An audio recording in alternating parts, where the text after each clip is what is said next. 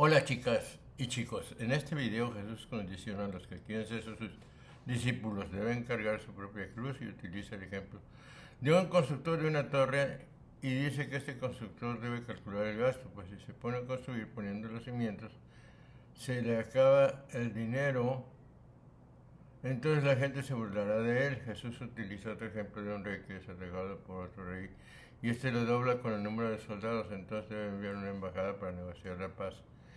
Jesús concluye diciendo que quien no renuncia a lo que tiene no puede ser discípulo de él. Empezamos.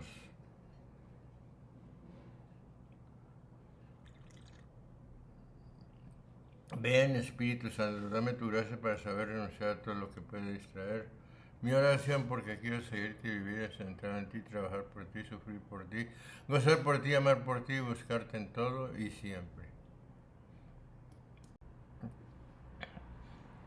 Como grandes muchedumbres le iban siguiendo por el camino, se volvió y les dijo: el alma se enardece cuando oye hablar de los premios de la gloria y quisiera encontrarse ahí, en donde espera gozar eternamente, pero los grandes premios no pueden alcanzarse sino por medio de grandes trabajos.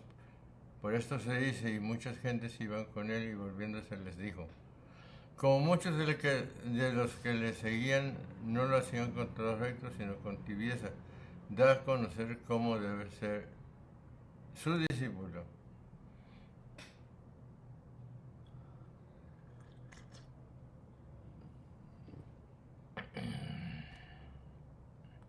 Si alguno viene a mí y no odia a su padre, a su madre, a su mujer, a sus hijos, a sus hermanos y a sus hermanas, y aún también a su propia vida, no puede ser discípulo mío.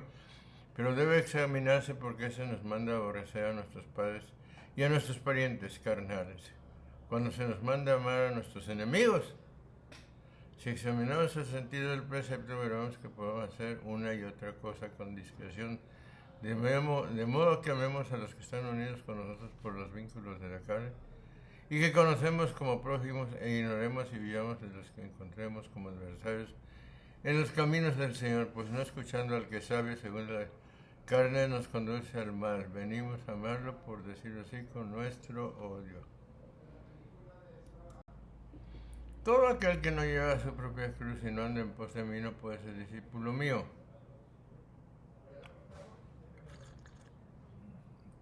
Manifiesta cuál debe ser este aborrecimiento de la vida, añadiendo: el que no lleva su cruz a cuestas, etc. No dijo esto para que llevemos una verdadera cruz sobre nuestros hombros, sino para que tengamos siempre la muerte ante nuestros ojos. Así era como moría todos los días San Pablo, 1 Corintios 15, y despreciaba la muerte. Tomando la cruz anunciaba la muerte del Señor, diciendo en Gálatas 6:14: el mundo está crucificado para mí y yo lo estoy para el mundo, lo cual anticipamos nosotros por el bautismo, en que nuestro hombre viejo es crucificado para que se destruya el cuerpo del pecado. Porque ¿quién de entre vosotros, queriendo edificar una torre, no se sienta primero a calcular el gasto y a ver si tiene con qué acabarle? Porque los sublimes mandamientos han sido dados, añade enseguida la comparación de un gran edificio, diciendo: porque ¿quién de vosotros, queriendo edificar una torre, sentándose primero, no cuenta los gastos, etcétera? Por lo tanto, todo lo que hacemos debemos prepararlo con la meditación de vida. Si proyectamos levantar la torre de la humildad, primeramente debemos prepararnos a subir las adversidades de este mundo. Una torre es una atalaya alta para defender una ciudad y para observar las acometidas de los enemigos.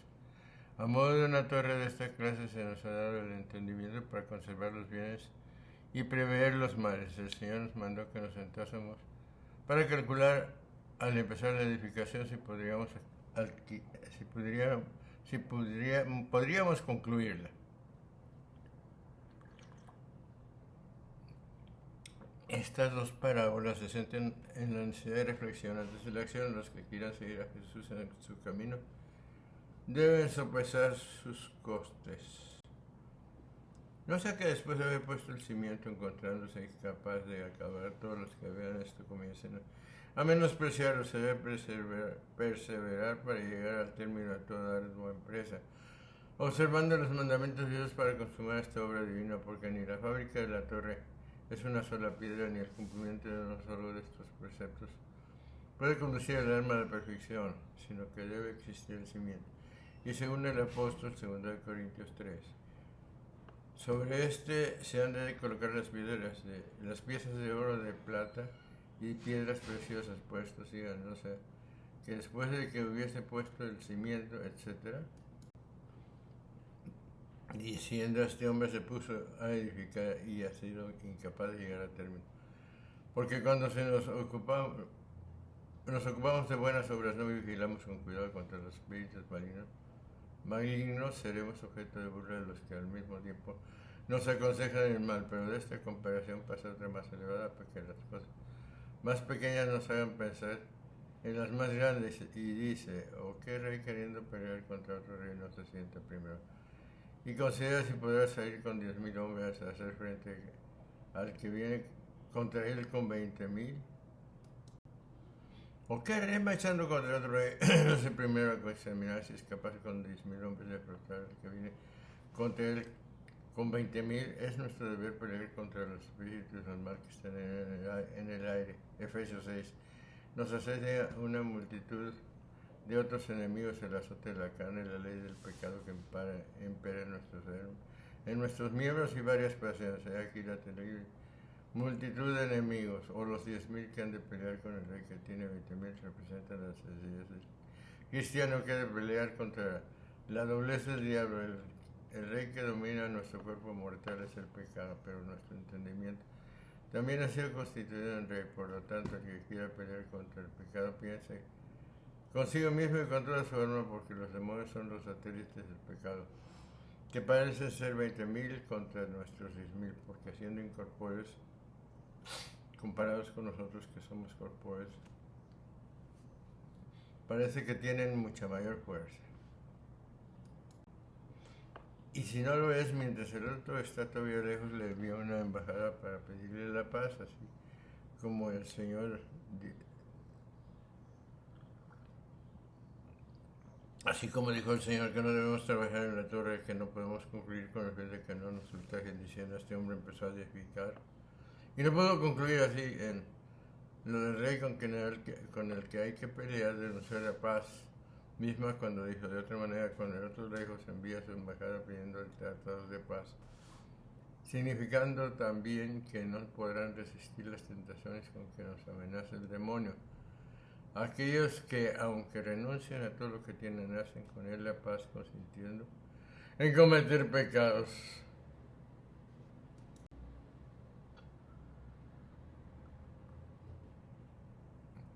Así pues, cualquier que entre vosotros no renuncia a todo lo que posee, no puede ser discípulo mío.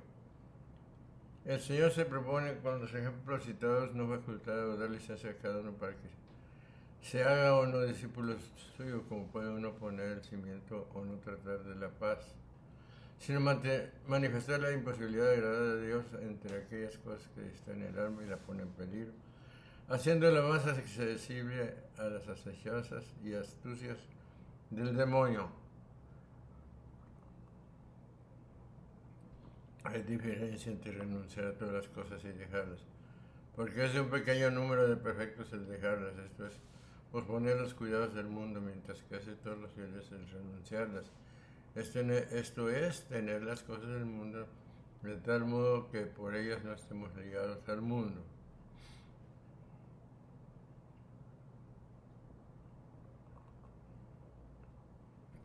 Así, amigas y amigos, hemos terminado este video donde Jesús condiciona a los que quieren ser sus discípulos. Deben cargar su propia cruz y utiliza el ejemplo de un constructor de una torre que dice que ese constructor debe calcular el gasto, pues si se pone a construir poniendo los cimientos se le acaba el dinero.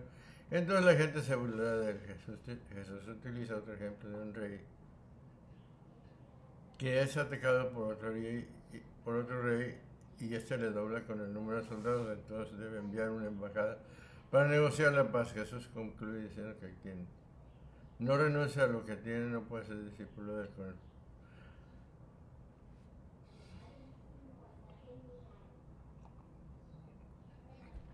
Con el favor de Dios nos saludamos en el próximo video. Un abrazo.